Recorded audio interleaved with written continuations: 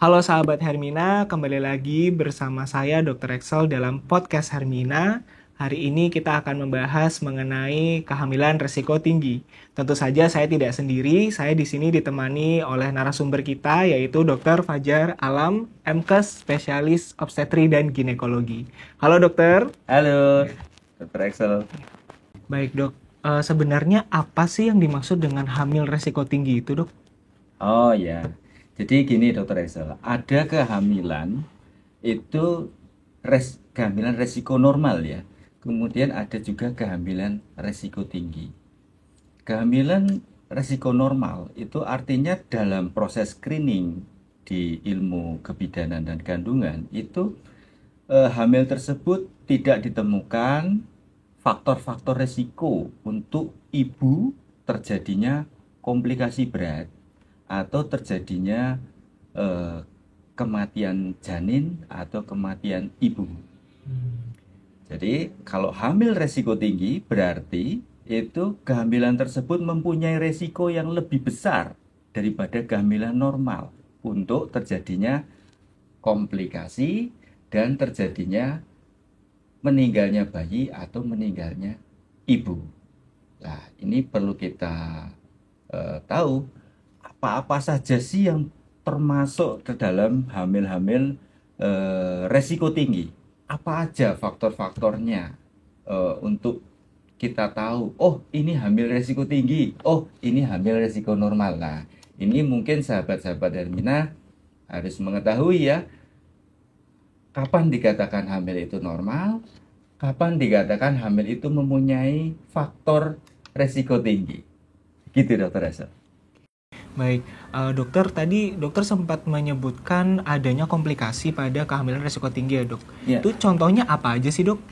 Oh ya, contoh-contoh komplikasi itu maksudnya ya seperti bayi lahir belum cukup bulan, bayi lahir beratnya rendah sekali, misalnya. Terus ibu itu mengalami keguguran di hamil muda, terus persalinannya tidak lancar atau macet, itu juga salah satu contoh ya. Kemudian perdarahan sebelum atau selama kehamilan, itu juga termasuk komplikasi. Janin mati tiba-tiba dalam kandungan, itu juga termasuk komplikasi. Hamil kejang dok, nah itu juga termasuk komplikasi. Kemudian ibu baik selama kehamilan maupun selama persalinan meninggal akibat dari kehamilannya tersebut, itu juga termasuk komplikasi. Bagaimana sih dok caranya supaya sahabat Hermina ini tahu ya dok ya, supaya mereka bisa tahu dan caranya mengidentifikasi nih dok bahwa sahabat Hermina ini masuk ke dalam kategori kehamilan resiko tinggi. Oh iya, baik. Ini sangat penting ini ya Dokter Excel ya. Jadi sahabat Hermina itu gimana cara mengidentifikasi apakah sahabat termasuk hamil resiko tinggi atau tidak? Faktor-faktor yang termasuk hamil resiko tinggi seperti halnya pertama misalnya umur kehamilan kurang dari 20 tahun atau umur kehamilan lebih dari 35 tahun. Beberapa literatur ada yang menyebutkan lebih dari 37 tahun. Jadi terlalu muda atau terlalu tua. Terlalu mudanya kurang dari 20, terlalu tuanya lebih dari 35 tahun. Kemudian terlalu banyak anak atau terlalu sering hamil. Nah ini beda. Terlalu banyak anak maksudnya kehamilan yang lebih dari 4 atau melahirkan yang lebih dari 4 kali, itu termasuk dalam kehamilan resiko tinggi.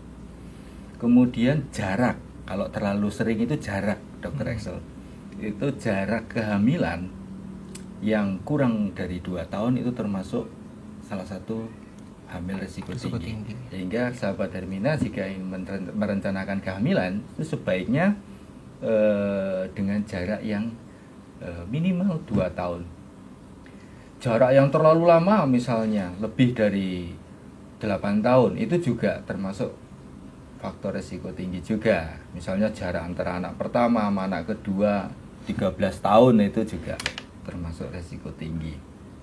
Oh, jadi jarak kehamilan kurang dari 2 tahun itu juga termasuk resiko tinggi ya, Dok ya. Kemudian apa lagi, Dok, selain itu, Dok? Ya, jadi tinggi badan. Tinggi badan ibu kurang dari 145 cm. Ini juga termasuk hamil resiko tinggi. Beberapa literatur ada yang 140 cm. Tinggi rata-rata wanita di Indonesia itu sekitar 152 cm. Kenapa kok tinggi badan di bawah 145 dikatakan resiko tinggi? Karena ada banyak faktor. Salah satunya adalah disproporsi kepala panggul. Artinya ketidaksesuaian antara rongga panggul dengan kepala bayi. Bukan berarti selalu panggul sempit ya, Dok. Bisa juga panggulnya cukup, tapi bayinya yang besar untuk ukuran ibu tersebut. Misal, seorang ibu tinggi 142 cm, pernah melahirkan bayi 2,5 kilo, lancar, Dok, bagus.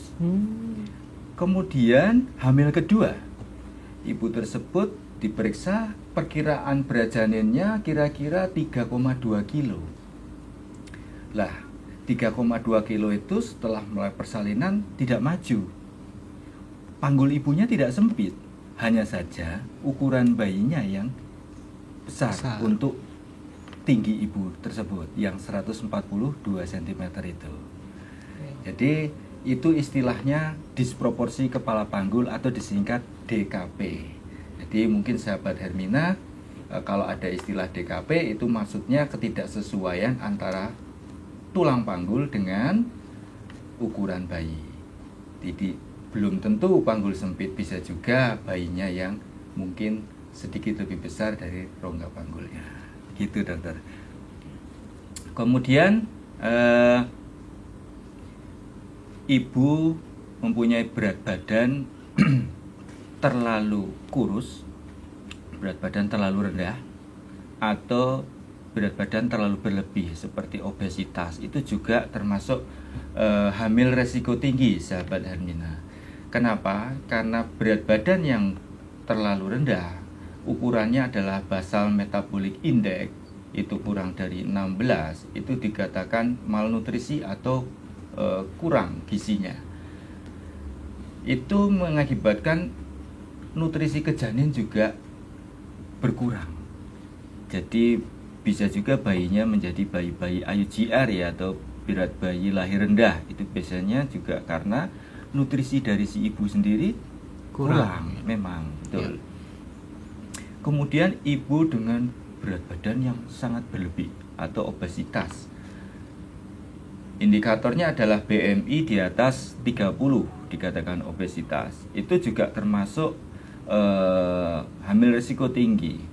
Hamil dengan diabetes juga bisa karena kegemukannya. Kemudian pada saat proses persalinannya itu pun karena mungkin posturnya yang terlalu besar, itu juga sulit untuk melakukan posisi persalinan yang ideal, Dok. Jadi persalinan, baik persalinan maupun yang menolong pun juga kesulitan. Itu salah satu faktor di situ. Nah, kemudian bentuk panggul, ada beberapa ibu-ibu yang hamil memang mungkin sudah dari awal sebelum hamil sudah mempunyai kelainan tulang seperti skoliosis, atau memang skoliosis itu tulang punggungnya bengkok. Kelainan tersebut skoliosis itu juga bisa mengakibatkan terjadinya bentuk panggul yang tidak normal, yang tidak mungkin dilewati oleh janin. Nah, di situ. Kemudian faktor lainnya ada riwayat keguguran berulang sebelumnya. Jadi misal ada ibu yang hamil sudah 2 kali keguguran berturut-turut, toh. Lah, dengan riwayat seperti itu ada kemungkinan hamil berikutnya itu kejadian serupa. Biasanya tersebut karena adanya infeksi TORS yang sekarang ini lagi banyak ya. cukup banyak kejadiannya. Infeksi TORCH ini itu, TORCH itu singkatan ya, TORCH. Dari T-nya itu toxo, kemudian R-nya rubella, kemudian C-nya itu cytomegalovirus, H-nya herpes. Nah, infeksi ini sering menyebabkan keguguran berulang sampai infeksi tersebut diobati. Setelah dilakukan pengobatan baru insya Allah bisa hamilnya normal kembali. Ya, Dok. kurang lebih seperti itu. Mudah-mudahan sahabat Hermina bisa selalu ingat ya, apakah termasuk dalam kehamilan resiko tinggi atau tidak. Mungkin bisa menilai masing-masing di rumah. Jadi informasi tadi cukup banyak ya, malah Dok ya, cukup banyak dan sangat bermanfaat sekali ini sahabat Hermina. Dan perlu sahabat Hermina ketahui, bila sahabat Hermina mengalami atau memiliki salah satu dari faktor resiko yang sudah disebutkan oleh Dr. Fajar tadi, jangan lupa harus langsung periksakan diri ke dokter spesialis obstetri dan ginekologi. Baik dokter, mungkin sampai sini saja. Terima kasih banyak atas Sama-sama, ilmunya, Dr. sangat Excel. bermanfaat sekali. Sampai jumpa kembali di podcast berikutnya.